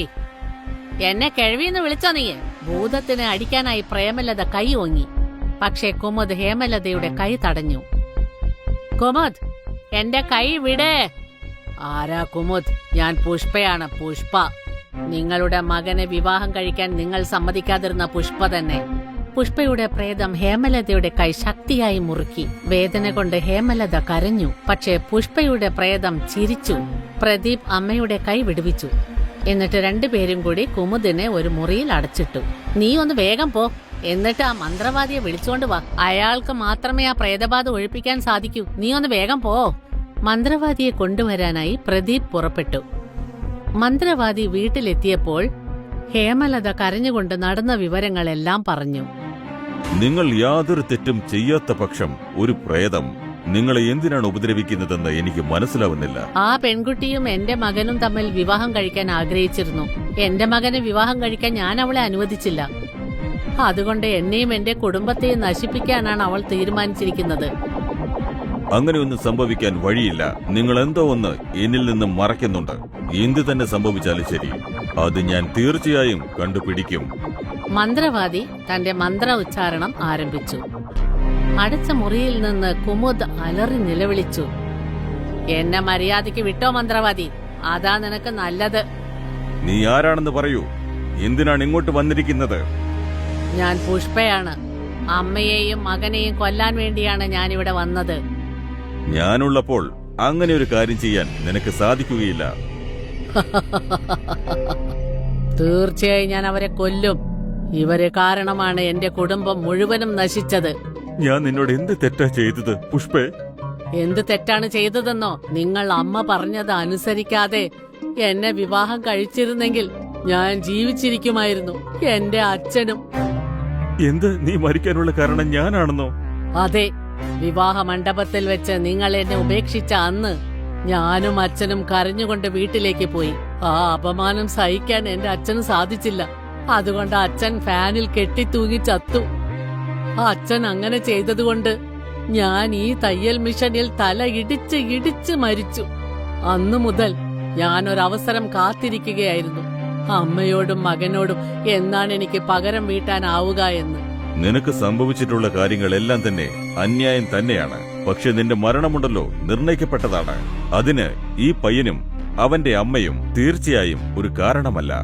എന്ത് പറഞ്ഞാലും ശരി, ഞാൻ ഇവരെ രണ്ടുപേരെയും കൊല്ലും. അപ്പോഴേ എന്റെ പ്രതികാരം അടങ്ങൂ. അങ്ങനെ ഒന്നും തന്നെ ചെയ്യാൻ നിന്നെ കൊണ്ട് സാധിക്കുകയില്ല. മന്ത്രവാദി മന്ത്രം ചൊല്ലാൻ ആരംഭിച്ചു. കുമുദിന്റെ ശരീരത്തിൽ നിന്നും ഭൂതത്തെ പുറത്താക്കി. പെട്ടെന്ന് മന്ത്രവാദി ഭൂതത്തിന്റെ കഴുത്തു പിടിച്ചു. ഇന്ന് നിങ്ങൾ ഈ രണ്ടുപേരെയും രക്ഷിച്ചിരിക്കുന്നു. ഞാൻ തിരിച്ചു വരും, തീർച്ചയായും തിരിച്ചു വരും. മന്ത്രവാദി ആ പ്രേതത്തെ ഒരു കുപ്പിക്കുള്ളിലാക്കി. പ്രദീപും ഹേമലതയും ആശ്വസിച്ചു. കുമുദ് ബോധം കെട്ടു. മന്ത്രവാദി ആ പ്രേതത്തെയും കൊണ്ട് അവിടെ നിന്ന് പുറപ്പെട്ടു. കുമുദിന് ബോധം തെളിഞ്ഞപ്പോൾ നടന്നതൊന്നും അവൾക്ക് ഓർമ്മയില്ലായിരുന്നു. തയ്യൽ മെഷീനിൽ കുടുങ്ങിയിരുന്ന പ്രേതം ഇപ്പോൾ ഒരു കുപ്പിക്കുള്ളിലായി. തങ്ങളുടെ ജീവൻ രക്ഷപ്പെട്ടതിൽ പ്രദീപും ഹേമലതയും സന്തോഷിച്ചു. പക്ഷേ പുഷ്പയുടെ പ്രേതം പ്രതികാര ദുർഗയായി തന്നെ തുടർന്നു. ഒരു പട്ടണത്തിൽ രോഹൻ തന്റെ കുടുംബത്തോടൊപ്പം താമസിച്ചിരുന്നു. രോഹൻ ഒരു വലിയ കമ്പനിയിൽ ജോലി ചെയ്തിരുന്നു. അയാളുടെ കുടുംബത്തിൽ അയാളുടെ ഭാര്യ നീനയും 10 വയസ്സുള്ള മകൾ സോനാലിയും ഉണ്ടായിരുന്നു. സോനാലി സ്കൂളിൽ പഠിക്കുകയാണ്. ഇന്ന് സോനാലി സ്കൂളിൽ നിന്നും വീട്ടിലെത്തി. എന്നിട്ട് അവൾ അമ്മയോട് പറഞ്ഞു, അമ്മേ, നാളെ എന്താഴ്ചയാ? നാളെ തിങ്കളാഴ്ചയാണ്. അമ്മയ്ക്ക് ഒന്നും ഓർമ്മയില്ല. ഓർമ്മയില്ലെന്നോ? അതുകൊണ്ടല്ലേ പറഞ്ഞത് നാളെ തിങ്കളാഴ്ചയാണെന്ന്. അമ്മേ, നാളെ എന്റെ ബർത്ത്ഡേ ആണ്. അയ്യോ മോളെ, നാളെ നിന്റെ ബർത്ത്ഡേ ആണെന്ന കാര്യം ഞാൻ മറന്നുപോയി. എനിക്കറിയാം, അമ്മ മറന്നുപോയി. ഞാൻ അമ്മയോട് മിണ്ടില്ല. അവൾ ദേഷ്യപ്പെട്ട് സോഫയിലിരുന്നു. അപ്പോൾ ഓഫീസിൽ നിന്ന് രോഹനും അവിടെ എത്തി. എന്തുപറ്റി രണ്ടുപേരും എന്തെങ്ങനെ ആലോചിച്ച് നിൽക്കുന്നേ? അച്ഛാ, അമ്മ എന്റെ പിറന്നാൾ മറന്നുപോയി അത്രേ. അതിന് നിന്റെ അമ്മയ്ക്ക് എപ്പോഴും മറവിയല്ലേ? പക്ഷെ നിന്റെ ഈ അച്ഛനെല്ലാം ഓർമ്മയുണ്ട് മോളെ. അച്ഛൻ എന്റെ നല്ല അച്ഛനാണ്. നാളെ നിന്റെ ബർത്ത്ഡേ ആഘോഷിക്കാൻ ഒരു നല്ല സ്ഥലത്തേക്ക് നമുക്ക് പോകാം. അടുത്ത ദിവസം രോഹൻ തന്റെ ഭാര്യയെയും മകളെയും കൂട്ടിക്കൊണ്ട് ഒരു നല്ല റെസ്റ്റോറന്റിലേക്ക് പോയി. എന്നിട്ട് ബർത്ത്ഡേ നന്നായി ആഘോഷിച്ചു. റെസ്റ്റോറന്റിൽ വേറെ ആരുമില്ലായിരുന്നു. അപ്പോൾ ഒരു സ്ത്രീ കയ്യിൽ കേക്കുമായി അവിടെ എത്തി. സാർ, മകൾക്ക് ഈ കേക്ക് കൊടുക്കണം. അവൾ തീർച്ചയായും സന്തോഷിക്കും. അതെ അതെ, നിങ്ങൾ കൃത്യസമയത്ത് തന്നെയാ ഈ കേക്ക് കൊണ്ടുവന്നിരിക്കുന്നത്. കേക്ക് ഇല്ലാതെ ബർത്ത്ഡേ ആഘോഷിക്കാൻ പറ്റുന്ന കാര്യമാണോ? കേക്ക് നന്നായി ഡെക്കറേറ്റ് ചെയ്തിട്ടുണ്ടല്ലോ. പക്ഷേ എന്താ ഇവിടെ ആരെയും കാണാത്തത്? അതാണ് ഈ റെസ്റ്റോറന്റിന്റെ പ്രാധാന്യം. ഇവിടെ ആരും വരാറില്ല. എന്ന് പറഞ്ഞാൽ എന്താണ് ഇതിന്റെ അർത്ഥം? ഏയ്, ഒന്നുമില്ല, അത് വിട്ടേക്ക്. നിങ്ങൾ പാർട്ടി എൻജോയ് ചെയ്യേ. ആ, അതൊക്കെ ശരി തന്നെ. മീന, നീ എന്തെങ്കിലും ചെറിയ ചെറിയ കാര്യങ്ങളൊക്കെ വലുതാക്കി എടുക്കുന്നത്? ശരി, വാ, നമുക്ക് വേഗം പോയി ഭക്ഷണം കഴിക്കാം. രോഹൻ, എന്തുകൊണ്ടോ എനിക്ക് ഈ സ്ഥലം വളരെ വിചിത്രമായി തോന്നുന്നു. ആ സ്ത്രീയുടെ മുഖം വാടി. അവൾ ഇവരുടെ സംഭാഷണം കേട്ടുകൊണ്ടിരുന്നു. എന്നിട്ട് പതുക്കെ പതുക്കെ ചിരിക്കാൻ തുടങ്ങി. സാർ, നിങ്ങളുടെ മകൾ എന്റെയും മകളാണ്. ഈ കുട്ടിയുടെ പിറന്നാൾ നന്നായി ആഘോഷിക്കണമെന്ന് എനിക്ക് തോന്നി. അതിനുള്ള എല്ലാ കാര്യങ്ങളും ഞാൻ ഒരുക്കിയിട്ടുണ്ട്. ആ, ശരി ശരി, ആയിക്കോട്ടെ. നിങ്ങളെല്ലാം റെഡിയാക്കിക്കോ. കാശിനെ കുറിച്ച് ഓർത്ത് വിഷമിക്കണ്ട കേട്ടോ. എനിക്ക് തോന്നുന്നു നമ്മൾ ഇവിടെ നിന്ന് പോകുന്നതാ നല്ലതെന്ന്. അല്ല, നീ എന്തിനാ എങ്ങനെയൊക്കെ സംസാരിക്കുന്നേ? നമ്മൾ ഓർഡർ ചെയ്തതിന് ശേഷം ഇവിടുന്ന് പോകുന്നത് അത്ര നല്ല കാര്യമല്ല. ഞാൻ പറയുന്നത് കൊണ്ടല്ല, മകളെ കുറിച്ച് ഓർത്തെങ്കിലും നമുക്ക് പോകാം. ശരി, നിനക്ക് ഇഷ്ടപ്പെട്ടില്ലെങ്കിൽ നമുക്ക് ഇവിടുന്ന് പോയേക്കാം. വേറെന്ത് ചെയ്യാനാ? അച്ഛാ, എനിക്ക് ഈ സ്ഥലം വളരെയധികം ഇഷ്ടപ്പെട്ടു. ഈ ആന്റിയും നല്ലവരാണ്. എന്റെ ബർത്ത്ഡേ നമുക്ക് ഇവിടെ തന്നെ ആഘോഷിക്കാം അച്ഛാ. നമ്മുടെ സോനാലി മോക്ക് വേണ്ടി നമ്മൾ ഇവിടുന്ന് കഴിച്ചേ മതിയാകൂ. 3 പേരും ആ സ്ത്രീക്ക് വേണ്ടി അവിടെ കാത്തിരുന്നു. കുറച്ചു കഴിഞ്ഞപ്പോൾ ആ സ്ത്രീ അവിടെ എത്തി. ഒരുപാട് ബലൂണുകളും ഒരുപാട് കേക്കുകളും കൊണ്ടുവന്നു. കൂടെ അവൾ മ്യൂസിക്കും പ്ലേ ചെയ്തിരുന്നു. പക്ഷെ പ്ലേ ചെയ്ത പാട്ടുകളെല്ലാം പ്രേതങ്ങളുടെ പാട്ടുകളായിരുന്നു. അതിൽ ഒരു പ്രേതം കരഞ്ഞുകൊണ്ടിരുന്നു. നോക്കിക്കൊണ്ടിരിക്കുമ്പോൾ തന്നെ കേക്കുകളെല്ലാം മാംസ കഷ്ണങ്ങളായി മാറി. അല്ല, എന്താ ഇത്? നീ എന്തിനാ ഈ മ്യൂസിക് പ്ലേ ചെയ്തേ? പിന്നെ ഈ കേക്ക് എങ്ങനെയാണ് മാംസമായി മാറിയത്? ഇത് എന്റെ വകയായിട്ട് ഒരു സ്പെഷ്യൽ സമ്മാനമാണ്. ആ സ്ത്രീ പെട്ടെന്ന് ഒരു പ്രേതമായി മാറി. അവൾ ഒരു ഭീകര ശബ്ദത്തിൽ സംസാരിച്ചു. ഇത് കേട്ട് അവരെല്ലാവരും ഞെട്ടി. അവരെല്ലാവരും തമ്മിൽ കെട്ടിപ്പിടിച്ചു. എന്നിട്ട് പ്രേതത്തിൽ നിന്നും രക്ഷപ്പെടാനുള്ള വഴി അന്വേഷിച്ചു. പക്ഷെ പ്രേതം അവരുടെ വാക്കുകളൊന്നും തന്നെ കേട്ടില്ല. പ്ലീസ് പ്ലീസ് ഞങ്ങളെ വെറുതെ വിട്. ഞങ്ങളെ പോകാൻ അനുവദിക്ക്. ഇവള് ചെറിയ കുട്ടിയല്ലേ, ഇവള് ഒന്നും ചെയ്യരുത് പ്ലീസ്. ഇല്ല, ആരും ഇവിടെ നിന്ന് രക്ഷപ്പെടില്ല. ഇന്ന് ഞാൻ ആരെയും വിടാൻ പോകുന്നില്ല. എന്റെ മുന്നിൽ ആരെങ്കിലും ബർത്ത്ഡേ ആഘോഷിക്കുന്നത് എനിക്ക് സഹിക്കാനാവില്ല. ഞാൻ നിങ്ങളെ കൊല്ലും, എല്ലാവരെയും കൊല്ലും. നോക്കൂ, ഒരമ്മ നിങ്ങളോട് അപേക്ഷിക്കുകയാണ്. പ്ലീസ് ഞങ്ങൾ പോയിക്കോട്ടെ. ഏയ്, എനിക്ക് ആരുടെയും കണ്ണുനീർ കാണുന്നത് ഇഷ്ടമല്ല. എനിക്ക് ഇഷ്ടമുള്ള ഒരേ ഒരു കാര്യം ചോരയാണ്, അലറലാണ്. ഇതെല്ലാം എനിക്ക് വളരെ ഇഷ്ടമാണ്. അവിടെ മീന ഒരു ജനാല കണ്ടു. 3 പേരും അതിലൂടെ പുറത്തേക്ക് ചാടി. പുറത്തൊരു സന്യാസി നിൽക്കുന്നുണ്ടായിരുന്നു. ബാബാ, ബാബാ, നീ ഇങ്ങനെ ഭയപ്പെടരുത്. എന്നെ കണ്ട് ഭയപ്പെടരുത്. ഞാനൊരു സാധാരണ മനുഷ്യനാണ്. ബാബാ, അത് പിന്നെ എനിക്ക് എല്ലാം അറിയാം. പക്ഷെ നീ ഒന്നുകൊണ്ട് പേടിക്കണ്ട. അവള് തീർച്ചയായും ഇവിടേക്ക് വരികയില്ല. എന്തുകൊണ്ട് സ്വാമി? കാരണം അവൾക്ക് ആ റെസ്റ്റോറന്റ് തന്നെയാണ് താവളം. അതിൽ നിന്നും പുറത്തു കടക്കാൻ അവൾക്കൊരിക്കലും സാധിക്കില്ല. ബാബ, അങ്ങനെ എന്താ അവിടെ സംഭവിച്ചത്?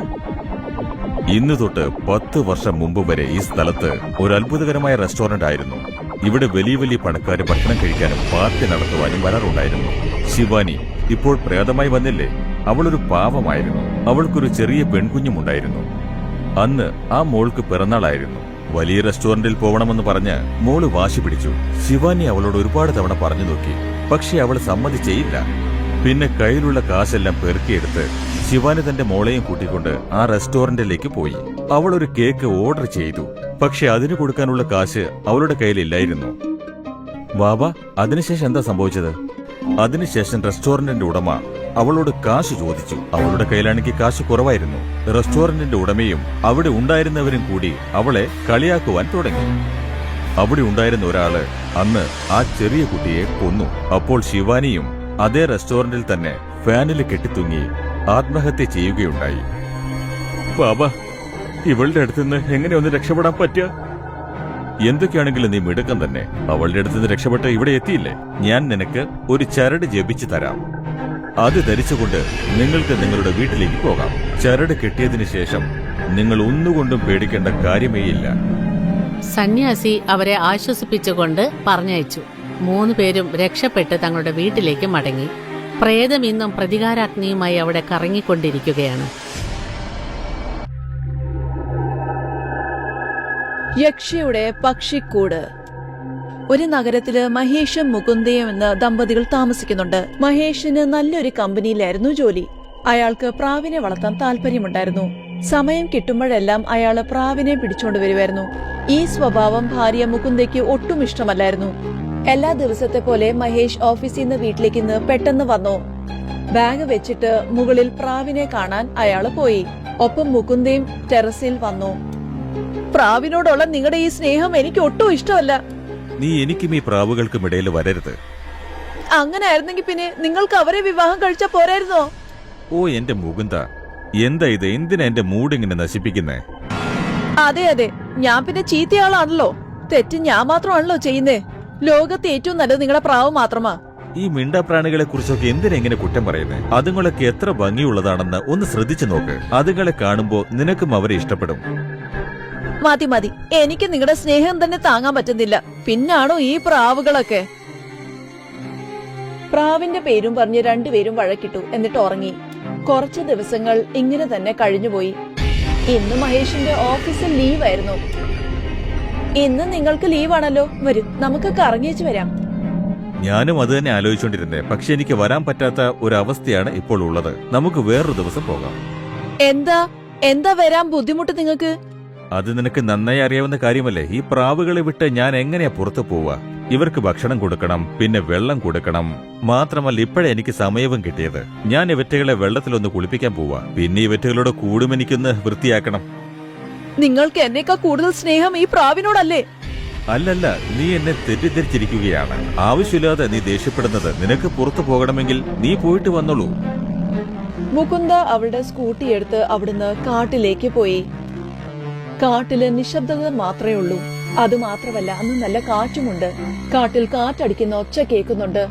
മുകുന്ദ ചുറ്റും തിരിഞ്ഞു നോക്കി. പക്ഷെ ആരെയും കാണാനില്ല. എന്റെ ദൈവമേ, ദേഷ്യത്തിലായതുകൊണ്ട് എവിടെ വന്നെന്ന് ഒരു പിടിയില്ല. ഇത് വിചിത്രമായ കാടാണല്ലോ. ഞാൻ ഇവിടെ കുടുങ്ങി. ഈ സ്ഥലം കണ്ട് പേടി തോന്നുന്നു. എത്രയും പെട്ടെന്ന് ഇവിടുന്ന് പോകുന്നത് നല്ലതായിരിക്കും. മുകുന്ദ വണ്ടിയുടെ സെൽഫ് അടിച്ചു നോക്കി. പക്ഷെ എന്ത് ചെയ്തിട്ടും വണ്ടി സ്റ്റാർട്ട് ആകുന്നില്ല. എന്റെ ദൈവമേ, ഈ സ്കൂട്ടി കേടാവേണ്ട സമയം കൊള്ളാം. എനിക്കൊന്നാമതേ പേടി തോന്നുന്നുണ്ട്. ഈ സ്കൂട്ടി ആണെങ്കിൽ ഇപ്പൊ കേടാവുകയും ചെയ്തു. മുകുന്ദ ചുറ്റിനും നോക്കി ആരെങ്കിലും ഉണ്ടോന്ന് ഒന്ന് അന്വേഷിച്ചു. ഏതെങ്കിലും ഒരു നല്ല മനുഷ്യൻ അവളെ സഹായിക്കാൻ വന്നാലോ? മുകുന്ദ പുറകിൽ തിരിഞ്ഞു നോക്കിയപ്പം അവിടെ ഒരു സ്ത്രീ കയ്യിൽ 2 പ്രാവിനെ വെച്ച് മറ്റേ പ്രാവുകളെ പിടിക്കാനുള്ള ശ്രമത്തിലായിരുന്നു. കാട്ടില് ഈ നേരത്തെ ഈ സ്ത്രീ പ്രാവിനെ പിടിക്കാൻ ഇവിടെ നടക്കുന്നത്? എന്റെ വീട്ടിൽ ഭർത്താവെന്ന് പറഞ്ഞ ഒരെണ്ണം ഉണ്ടല്ലോ. ചിലപ്പോ ഈ സ്ത്രീക്കും ആ ശീലം കാണും. ഈ കാടിന്റെ അടുത്തുള്ള ഏതെങ്കിലും ഗ്രാമത്തിൽ താമസമായിരിക്കും. പുറത്തേക്ക് ഇറങ്ങാനുള്ള സഹായം ഇനി അവരോട് തന്നെ ചോദിക്കാം. മുകുന്ദ പ്രാവുള്ള സ്ത്രീയെ ഒന്ന് സഹായത്തിന് വിളിക്കാൻ നോക്കി. ചേച്ചി, അതെ, പ്രാവുള്ള ചേച്ചി. ആ പറയൂ, എന്നോടാണോ ഈ പറഞ്ഞത്? ഈ കാട്ടിനകത്ത് നമ്മൾ രണ്ടുപേരും അല്ലാതെ വേറെ ആരുമില്ലല്ലോ. അപ്പൊ നിങ്ങളെ അല്ലേ ഞാൻ വിളിക്കുക? അതെയോ? എന്നാ പറ, ഈ കാട്ടിൽ എന്തിനാ വന്നേ? ഞാൻ അറിയാതെ ഇവിടെ വന്ന് പെട്ടുപോയതാ. പക്ഷെ ഈ പ്രാവിനെ കൊണ്ട് നിങ്ങൾ എന്തിനാ ഇങ്ങോട്ട് വന്നത്? അതെ, അങ്ങോട്ട് നോക്ക്. ഞാൻ ഈ കാട്ടിൽ തന്നെ താമസിക്കുന്നത്. അവിടാണ് ഞാൻ പ്രാവിനെ വളർത്തുന്നത്. ഞാൻ ഇവിടെ ഒരുപാട് പ്രാവുകളെ പിടിക്കും, വളർത്തും, വിൽക്കും. അതെ ചേച്ചി, എന്റെ ഭർത്താവിന്റെ കയ്യിലും പ്രാവുണ്ട്. അദ്ദേഹത്തിനോട് ദേഷ്യമുള്ളത് കൊണ്ടാ ഞാൻ ഇങ്ങോട്ട് വന്നേ. നിങ്ങൾക്ക് ആ പ്രാവിനെ മേടിക്കാൻ പറ്റുമോ? മേടിക്കാം, പക്ഷെ അവരെ ഇന്ന് മാത്രം മേടിക്കാൻ പറ്റുള്ളൂ. നാളെ എനിക്ക് വേറൊരു സ്ഥലത്ത് പോണം. പക്ഷെ എനിക്ക് വീട്ടിൽ പോകാൻ പറ്റില്ല. എന്റെ വണ്ടി കേടായി. ഞാൻ അതിപ്പോ തന്നെ ശരിയാക്കാം. പക്ഷെ വാക്ക് തരണം, പ്രാവിനെ കൊണ്ട് നീ ഇപ്പൊ തന്നെ തിരിച്ചു വരും. അതെ, ഞാൻ വൈകുന്നേരം ആവുമ്പോഴത്തേക്ക് വരാം. ആ സ്ത്രീ മുകുന്ദയുടെ വണ്ടി ശരിയാക്കി കൊടുത്തു. മുകുന്ദ നഗരത്തിലേക്ക് തിരിച്ചു വന്നു.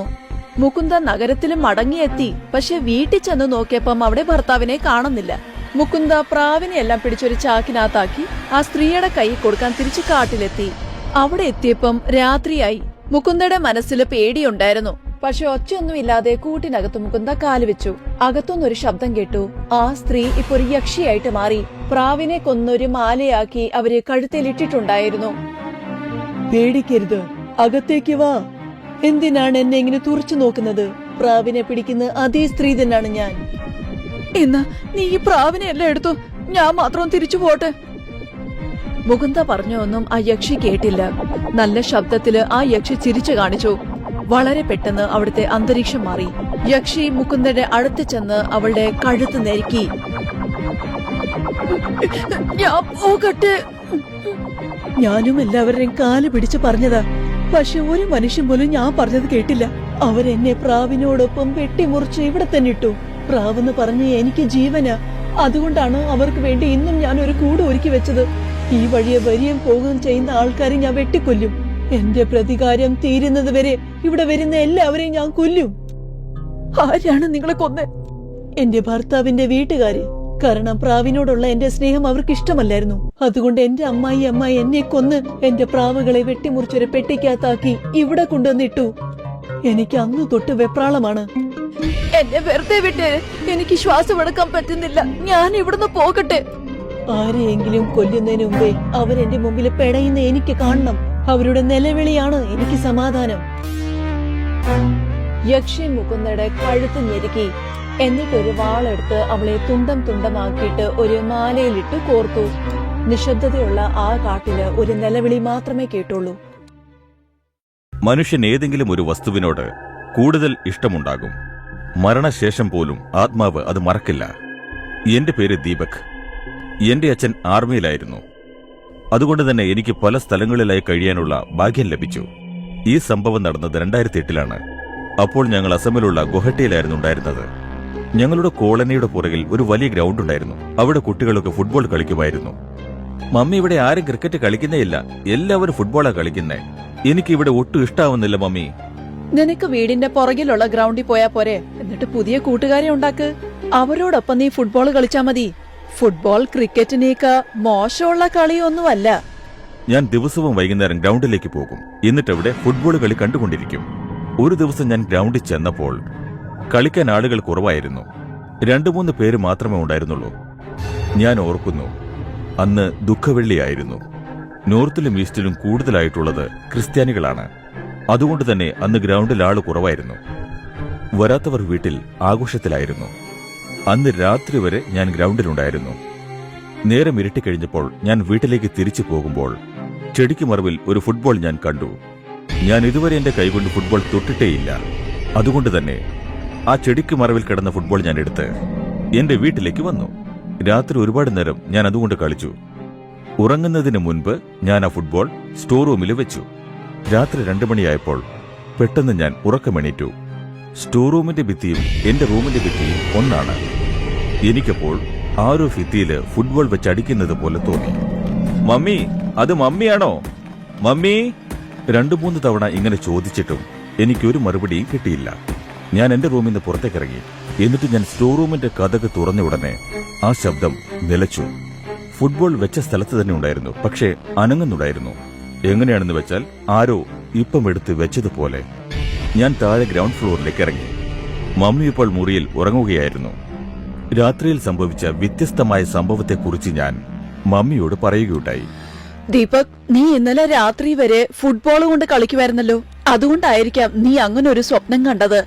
വാ, നമുക്ക് ടെറസിൽ പോവാം. ഇന്ന് ഞാനും നിന്നോടൊപ്പം ഫുട്ബോൾ കളിക്കാം. അന്ന് രാത്രി ഞാൻ ഉറങ്ങുന്നതിന് മുൻപായി ആ ഫുട്ബോള് സ്റ്റോർ റൂമിൽ വെച്ചിട്ട് ഞാൻ ബെഡില് കിടന്നിട്ട് സ്റ്റോർ റൂമിലെ ഭിത്തിയിലേക്ക് ചെവി കൊടുത്തുകൊണ്ടിരുന്നു. ഞാൻ ഉറങ്ങിയത് എപ്പോഴാണെന്ന് അറിയില്ല. ഞാൻ ബെഡ്ഷീറ്റ് പൊതിച്ചുകൊണ്ടാണ് ഉറങ്ങിയത്. എന്റെ തലയിലാരോ ഫുട്ബോൾ കൊണ്ട് അടിക്കുന്ന പോലെ എനിക്ക് തോന്നി. അപ്പോൾ ഞാൻ പെട്ടെന്ന് കണ്ണു തുറന്നു. ഞാൻ പേടിച്ചെഴുന്നേറ്റു. ആരാ അത്? മമ്മി! എന്താ ഇത്, മമ്മിയാണോ? ഞാൻ ഫുട്ബോളും എടുത്തുകൊണ്ട് സ്റ്റോർ റൂമിലേക്ക് ചെന്നു. സ്റ്റോർ റൂമിലെ കതക് പൂട്ടിയിരുന്നു. കതക് പൂട്ടിയാണല്ലോ കിടക്കുന്നേ, പിന്നെ എങ്ങനെയാ ഫുട്ബോൾ പുറത്തു വന്നത്? ഞാൻ സ്റ്റോർ റൂമിലെ കതക് തുറന്ന ഉടനെ എന്റെ കൈയും കാലും സ്തംഭിച്ചു പോയി. സ്റ്റോർ റൂമില് വസ്ത്രങ്ങളൊന്നും ധരിക്കാതെ ഫുട്ബോൾ ബൂട്ടുമണിഞ്ഞ് ഒരു പയ്യൻ നിൽക്കുന്നുണ്ടായിരുന്നു. അവന്റെ മുഖം എന്റെ നേരേക്ക് തിരിച്ച ഉടനെ എന്റെ ശ്വാസം തന്നെ നിലച്ചുപോയി. മമ്മി! ഞാൻ മമ്മിയെ എണിപ്പിക്കാൻ വേണ്ടി പോയി. ഞാൻ മമ്മിയോടൊപ്പം മുകളിലേക്ക് വന്ന് നോക്കിയപ്പോൾ സ്റ്റോർ റൂമിൽ ആരും ഉണ്ടായിരുന്നില്ല. മമ്മി, ആ പയ്യൻ ഇവിടെയായിരുന്നു നിന്നിരുന്നത്. അവന്റെ പുറത്ത് റൗണ്ടായി ഒരു ചിഹ്നവും ഉണ്ടായിരുന്നു മമ്മി. എന്റെ മമ്മി ഞാൻ പറഞ്ഞത് വിശ്വസിച്ചേയില്ല. പെട്ടെന്നാണ് മമ്മി ആ കാഴ്ച കണ്ടത്. അപ്പോൾ മമ്മിക്ക് വിശ്വാസമായി. അവിടെ രക്തക്കറ പറ്റിയ ബൂട്ടിന്റെ അടയാളമുണ്ടായിരുന്നു. അത് കണ്ട് എന്റെ മമ്മി ശരിക്കും പേടിച്ചുപോയി. ആ സമയത്ത് എന്റെ അച്ഛൻ വീട്ടിലില്ലായിരുന്നു. ഞങ്ങൾ ഉടനെ അടുത്ത വീട്ടിലെ വിക്രമംഗളിന്റെ അടുത്തേക്ക് പോയി. അദ്ദേഹത്തോട് എല്ലാം പറഞ്ഞു. അപ്പോൾ വിക്രമംഗളിന്റെ ഭാര്യ എന്നോട് പറഞ്ഞു, നീ ചെടിയുടെ ഇടയിൽ കിടന്ന ഫുട്ബോൾ അങ്ങാണോ വീട്ടിൽ കൊണ്ടുവന്നായിരുന്നോ? അതെ, മിനിഞ്ഞാന്ന് വൈകുന്നേരം ഞാനൊരു ഫുട്ബോൾ എടുത്തോണ്ട് വന്നിരുന്നു. എന്നാൽ എത്രയും പെട്ടെന്ന് ഫുട്ബോൾ അവിടെ ഇട്ടിട്ട് വാ. ഇതെല്ലാം സംഭവിക്കുന്നത് അത് കാരണം കൊണ്ട് മാത്രമാ. ഒരുപാട് വർഷം മുമ്പേ നമ്മുടെ കോളനിയുടെ പുറകിലുള്ള ഗ്രൗണ്ടില് റോബിൻ എന്ന പേരുള്ള ചെറുക്കൻ ഫുട്ബോൾ കളിക്കുമായിരുന്നു. ഫുട്ബോൾ കളിക്കുമ്പോൾ പലപ്പോഴും വഴക്കുണ്ടാകാറുണ്ട്. റോബിൻ ഗോൾ കീപ്പർ ആയിരുന്നു. ഒരു മാച്ചിൽ ഗോളി രക്ഷിക്കാൻ പറ്റാത്തോണ്ട് ടീമിന്റെ ക്യാപ്റ്റന് ദേഷ്യം വന്നിട്ട് അവന്റെ മൂക്കെ തല വെച്ചടിച്ചു. ഒരുപാട് ചോര ഒഴുകിയതുകൊണ്ട് റോബിൻ അവിടെ തന്നെ മരിച്ചുപോയി. റോബിൻ അവന്റെ ഫുട്ബോൾ ഒരുപാട് ഇഷ്ടമായിരുന്നു. ചെടിക്കിടെ കിടക്കുന്ന ആ ഫുട്ബോൾ റോബിന്റെ ഫുട്ബോൾ ആണ്. അതിനെ എടുത്ത് ഒരിക്കലും വീട്ടിലേക്ക് കൊണ്ടുവരരുത്. ഞാൻ ഉടൻ തന്നെ ആ ഫുട്ബോൾ എടുത്തോണ്ട് വന്ന ഇടത്ത് തന്നെ കൊണ്ടുപോയി ഇട്ടു. ഞങ്ങൾ ഗുവാഹട്ടിയിൽ 3 വർഷമുണ്ടായിരുന്നു. ആ ഗ്രൗണ്ടിന്റെ അടുത്തൂടെ പോകുമ്പോഴൊക്കെ തോന്നുന്നത് എന്താണെന്ന് വെച്ചാൽ ആ ചെടികൾക്കിടയിൽ റോബിൻ നിന്ന് എന്നെ തുറച്ചു നോക്കുന്നത് പോലെ. വളരെ പണ്ട് നടന്ന ഒരു സംഭവമാണിത്. രാജ്പൂർ എന്ന ഗ്രാമത്തിൽ ഒരു കുളമുണ്ടായിരുന്നു. ആ കുളത്തിന്റെ അരികിൽ പടർന്നു പന്തലിച്ച ഒരു ആൽമരമുണ്ടായിരുന്നു. ഉത്സവ ദിവസങ്ങളിൽ ഗ്രാമത്തിലെ ജനങ്ങൾ അവിടെ വന്ന് ആ മരത്തിന് പൂജ ചെയ്തു. ആൽമരത്തിന്റെ ദേവൻ ഗ്രാമത്തിലുള്ളവരുടെ ആഗ്രഹം പൂർത്തിയാക്കുമെന്ന് എല്ലാവരും വിശ്വസിച്ചു. പൂജയ്ക്ക് ഹലുവയും ലഡുവും പായസവും നിവേദിച്ചു. ആ മരത്തിന്റെ കുറച്ചകലെയായി ഒരു മുളക്കാടുണ്ടായിരുന്നു. അതിൽ ഭീകരനായ ഒരു ഭൂതമുണ്ടായിരുന്നു. ഇടയ്ക്കിടയ്ക്ക് ആ ഭൂതം മുളങ്കാട്ടിൽ നിന്ന് പുറത്തു വന്ന് അതിലെ പോകുന്നവരെയും വരുന്നവരെയും പേടിപ്പിച്ചുകൊണ്ടിരുന്നു. ഭൂതത്തെ പേടിച്ച് ആരും ആ വഴി വരാതെയായി. അഥവാ ആരെങ്കിലും ആ വഴി വന്നാൽ തന്നെ അവർ ബോധം കെട്ട് താഴെ വീണുകിടക്കും. ഈ ഗ്രാമത്തിലെ ജനങ്ങൾ ഈ ആൽമരത്തിന് പൂജ ചെയ്തുകൊണ്ടിരിക്കുവാണല്ലോ. മാത്രമല്ല ഒരുപാട് വിഭവങ്ങളും ഉണ്ടാക്കുന്നു. എന്നോട് മാത്രം ആരും ഒന്നും തന്നെ ചോദിക്കുന്നില്ലല്ലോ. ആൽമരത്തിന് നിവേദിച്ച വസ്തുക്കൾ കാണുമ്പോൾ ആ ഭൂതം കോപം കൊണ്ട് ജ്വലിക്കും. തന്നെയും ജനങ്ങൾ പൂജിക്കണം എന്ന് അത് ആഗ്രഹിച്ചു. എന്നാൽ ഭൂതത്തിന്റെ ഭീകരത കാരണം ആരും തന്നെ ആ മുളങ്കാട്ടിന്റെ അടുത്തേക്ക് ചെന്നില്ല. ഒരു ദിവസം ബൻസി എന്നൊരാൾ ഒരു പശുവിനെയും വാങ്ങിക്കൊണ്ട് പട്ടണത്തിൽ നിന്നും ആ വഴി വന്നു. ഗ്രാമത്തിലേക്ക് പോകുന്ന വഴി പെട്ടെന്ന് ഇരുട്ടായി. ഇപ്പൊ ഞാൻ എന്താ ചെയ്യാ? ആ തലമുറിഞ്ഞു കിടക്കുന്ന പ്രേതം തീർച്ചയായും എന്റെ വഴി തടയും. ആഹാ, ഇന്നൊരു അത്ഭുതകരമായ വിഭവമാണല്ലോ ഞാൻ കഴിക്കാൻ പോകുന്നേ. ബൻസി മുന്നോട്ട് നടക്കാൻ നോക്കിയപ്പോൾ പശു ഒരടി പോലും മുന്നോട്ട് വെക്കാൻ കൂട്ടാക്കിയില്ല. ബൻസി പശുവിനെ മുന്നോട്ട് കൊണ്ടുപോകാൻ ശ്രമിച്ചെങ്കിലും അത് അവിടെ നിന്ന് അനങ്ങിയതേയില്ല. പകരം അത് മുൻപോട്ടും പുറകോട്ടും ചാടിക്കൊണ്ടിരുന്നു. എന്റെ ദൈവമേ, വളരെ കഷ്ടപ്പെട്ടിട്ടാണ് ഞാൻ ഇതിനെ വാങ്ങിച്ചത്.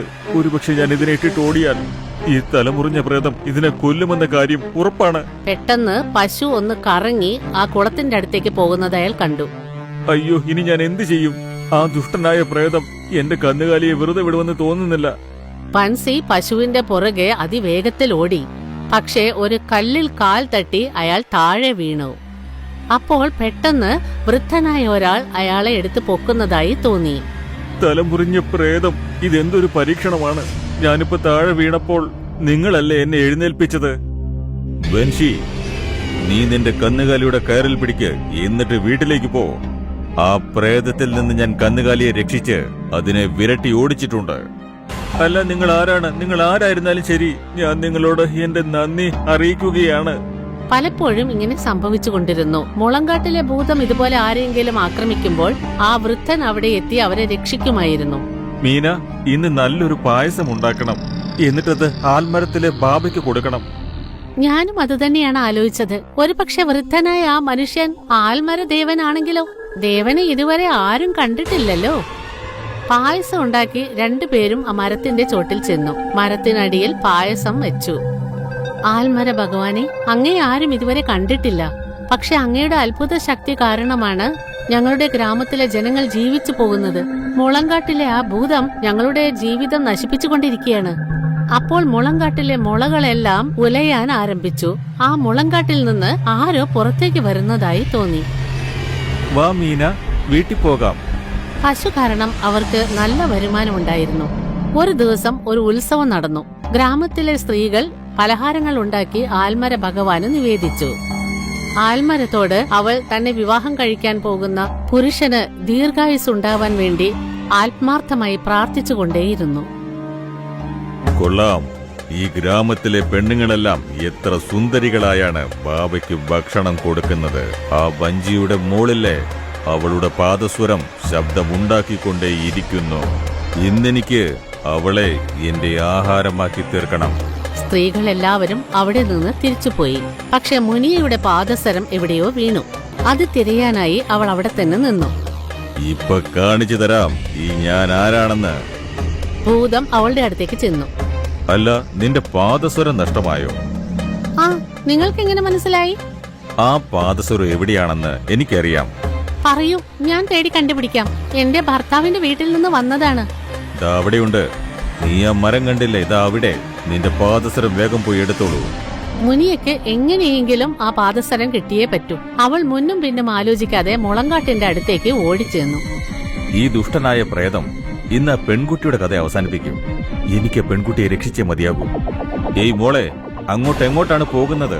പോ, നിന്റെ വീട്ടിലേക്ക് പോ. നിന്റെ പാദസരം ഇതാ ആൽമരത്തിന്റെ ചൂട്ടിലാണ് ഉള്ളത്. താൻ മുളങ്കാട്ടിലെ ഭൂതത്തിന്റെ അടുത്തേക്കാണ് ഓടിച്ചെല്ലുന്നതെന്ന് അവൾക്ക് പെട്ടെന്ന് ഓർമ്മ വന്നു. അവിടെ വേറെ ആരുമില്ലായിരുന്നു. അവൾ തിരിച്ചു ചെന്നപ്പോൾ പാദസരം ആൽമരത്തിന്റെ താഴെ തന്നെ ഉണ്ടായിരുന്നു. പാദസരവും എടുത്തുകൊണ്ട് അവൾ വീട്ടിലേക്ക് ഓടി. വീട്ടിലെത്തിയ ഉടനെ അവൾ ബോധം കെട്ടു വീണു. ഏയ് ആൽമര പ്രേതമേ, നീ കാണിച്ചതൊട്ടും ശരിയായില്ല. എന്നെ തേടി വന്ന ഇരയെ നീ രക്ഷിച്ചിരിക്കുകയാണ്. നീ എന്നെ എന്തു ചെയ്യും? ധൈര്യം ഉണ്ടെങ്കിൽ എന്റെ മുന്നിലേക്ക് വാ. അപ്പോൾ മുളങ്കാട്ടിലെ ഭൂതം പുറത്തേക്ക് വന്നു. അത് ആ വൃദ്ധനെ ആക്രമിച്ചു. എന്നാൽ വൃദ്ധൻ ഭൂതത്തിന്റെ കാലിൽ ഒരു തൊഴി കൊടുത്തു. ഭൂതം താഴെ വീണു. എന്നിട്ട് അതിന്റെ നെഞ്ഞത്ത് വൃദ്ധൻ കാലുകൊണ്ട് ചവിട്ടി. നീ നിന്നെ മാറ്റിയെടുക്കുന്നതിന് പകരം വീണ്ടും വീണ്ടും പാപങ്ങൾ ചെയ്തുകൊണ്ടിരിക്കുകയാണ്. കുറെ കാലമായി നിന്നെ ഞാൻ വെറുതെ വിടുകയായിരുന്നു. ഇന്നൊരു തീരുമാനമെടുക്കണം. ആ ചെറിയ കുട്ടി അവളുടെ കല്യാണത്തെക്കുറിച്ച് ആലോചിച്ച് എത്ര സന്തോഷവതിയാണ്. ആ പെണ്ണിനെ നീ നിന്റെ ഇരയാക്കാൻ ശ്രമിച്ചു അല്ലേ? നീ കാരണം ഇവിടേക്ക് ഒറ്റയ്ക്ക് എല്ലാവർക്കും വരാൻ പേടിയാണ്. നീ എന്നെ പഠിപ്പിക്കാനൊന്നും വരണ്ട. ഇപ്പൊ തന്നെ നിന്റെ കഥ ഞാൻ അവസാനിപ്പിക്കും. രണ്ടുപേരും തമ്മിൽ അടിപിടിയുണ്ടായി. വൃദ്ധൻ ആ ഭൂതത്തെ പൊക്കിയെടുത്തു. മുകളിലേക്ക് തൂക്കിയെറിഞ്ഞ ഭൂതം പെട്ടെന്ന് താഴെ വീണു. പകുതി ഒടിഞ്ഞു തൂങ്ങിയ ഭൂതത്തിന്റെ തല വൃദ്ധൻ തന്റെ കൈകൾ കൊണ്ട് ശക്തിയായി പിടിച്ചു വലിച്ചെടുത്തു. രക്തം പുറത്തേക്ക് ചീറ്റി. ആൽമരദേവൻ പെട്ടെന്ന് ചിത കൂട്ടി ആ തല അതിലേക്കിട്ടു. ഭൂതത്തിന്റെ ശരീരം തുടിച്ച് തുടിച്ച് നിശ്ചലമായി. ഇതാ എല്ലാവരും ഒന്ന് വന്ന് നോക്കിക്കേ, ഇവിടെ ഇതാ തലവെട്ടി പ്രേതം കിടക്കുന്നു. ആരോ ഇതിന്റെ തലവെട്ടി ഇതിനെ കൊന്നിരിക്കുകയാണ്. ഇനി മുതൽ നിങ്ങൾ ആർക്കും തന്നെ പേടിക്കാതെ എപ്പോൾ വേണമെങ്കിലും ഇവിടെ വരാം. തലവെട്ടി പ്രേതത്തിന്റെ കഥ അവസാനിച്ചിരിക്കുകയാണ്. ബാബ, ഇത്രയും വർഷമായിട്ട് ഈ പ്രേതം ഞങ്ങളെ ഉപദ്രവിക്കുകയായിരുന്നു. പക്ഷേ ഇപ്പൊ ഇതിന്റെ അവസ്ഥ കണ്ടില്ലേ? ഇതിന്റെ പാപങ്ങൾ അധികമായിരുന്നു. അതുകൊണ്ടുള്ള ശിക്ഷ മരണമാണ്. നിങ്ങൾ ഗ്രാമത്തിലെ ജനങ്ങളെല്ലാവരും ചേർന്ന് ഇതിന്റെ ശരീരം ഇല്ലിത്തോട്ടത്തിനിടയിൽ വെച്ച് കത്തിച്ച് കളഞ്ഞേക്ക്. ഗ്രാമത്തിലുള്ളവർ അതുപോലെ ചെയ്തു. മുളങ്കാട്ടിലെ ഭൂതത്തിൽ നിന്ന് അവർ രക്ഷപ്പെട്ടു. മുനിയയ്ക്ക് ബോധം തെളിഞ്ഞപ്പോൾ തലേ ദിവസം നടന്ന സംഭവങ്ങളെല്ലാം അവൾ അമ്മയോട് പറഞ്ഞു. ഗ്രാമത്തിലുള്ളവരെല്ലാവരും സന്തോഷിച്ചു. അന്നേ ദിവസം അവർക്കൊരു ഉത്സവമായിരുന്നു. അതിനുശേഷം ഓരോ മാസവും അവിടെ അവർ ഉത്സവം നടത്തും. ഇപ്പോൾ ഗ്രാമത്തിലെ ജനങ്ങൾ ഭയമില്ലാതെ പോയി വന്നുകൊണ്ടിരുന്നു.